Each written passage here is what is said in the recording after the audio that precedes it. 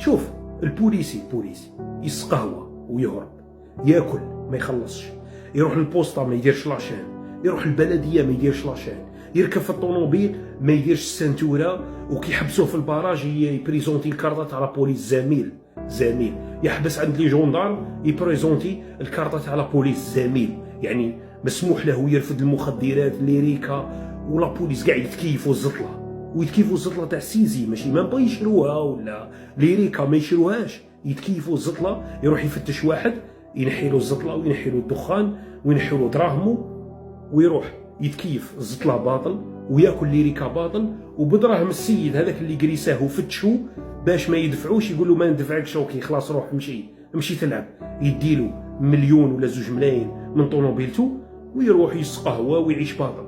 هادو ما يا رب العالي على ما نأسوش لدولة القانون، على المواطن وعلى هذا الاوباش هذو كاع، المهم نأسوا لدولة القانون، دولة فيها كاميرات، فيها يعني رقابة، فيها يعني الشرطة.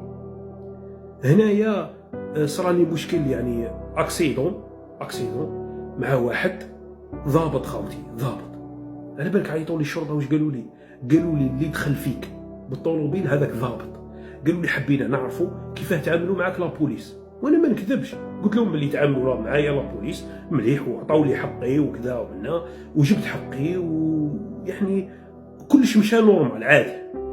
قالوا لي خلاص حبينا نعرفوا برك لانه اللي ضربك بالطوموبيل هذاك ضابط شرطه، خفنا قالوا لي خفنا انه هذاك الضابط اللي ضربك بالطوموبيل خبطني من اللور وكان يرفد في وليدو من الكوليج خوتيا، انا جيت خارج هكذا منا دخل فيا.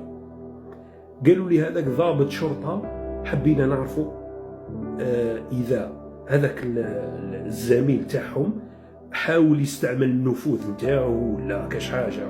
الشرطه هذه شرطه تراقب الشرطه. احنا دولة سايبة، دولة فاجرة، وبعد يقول لك التسعينات ربحناكم في التسعينات.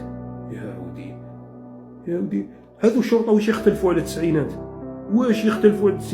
إرهاب طرقات، ناس جيعانين، ناس مشردين يتبلاو النساء في الطرقات. تخيل تحبس مرأة ولا مرت راجل تحبسها في الطريق تفرض عليها انها تدي النيميرو تاعك وتتبلاها باسكو انت فقط لابس الكومبا وعندك كرادو.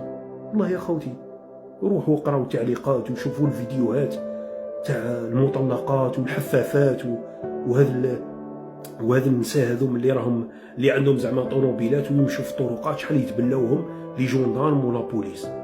دولة فاجرة، دولة بدون مؤسسات، دولة بدون قانون، القوي يأكل الضعيف، القضاء. المشكل انه هذا لو كان يروح يتوجه لوكيل الجمهورية ويشكيله يقول له انا يطاحوا عليا بيركيزيسيون بدون قرار من وكيل الجمهورية يبزق له في وجهه يقول له مشي روح تلعب، لانه هذا البوليسي باش يفتش انسان في دولة ديمقراطية لازم له ترخيص ورقة من وكيل الجمهورية. هذا مشتبه فيه يبيع مخدرات ولا كاش حاجة ولا تم رانا رصدناه وتابعناه وعن طريق الاندر كافر هذو واش يعيطوا لهم المدنيين هذو السيفيل وكانوا يعسوا فيه وكذا. ومن بعد ثبت لنا انه هذا الشخص مشبوه، نروحوا لوكيل الجمهورية ولا قاضي تحقيق اعطينا اذن بتفتيش منزل او محل او هذا الشخص اون بيرسون ولا السيارة تاعو ولا فتشوه، اعطينا ورقة، يعطيهم ورقة بالادلة اللي يشوفها وكيل الجمهورية ولا قاضي التحقيق، يشوف الأدلة يقول صح هذا السيد يحتاج تفتيش.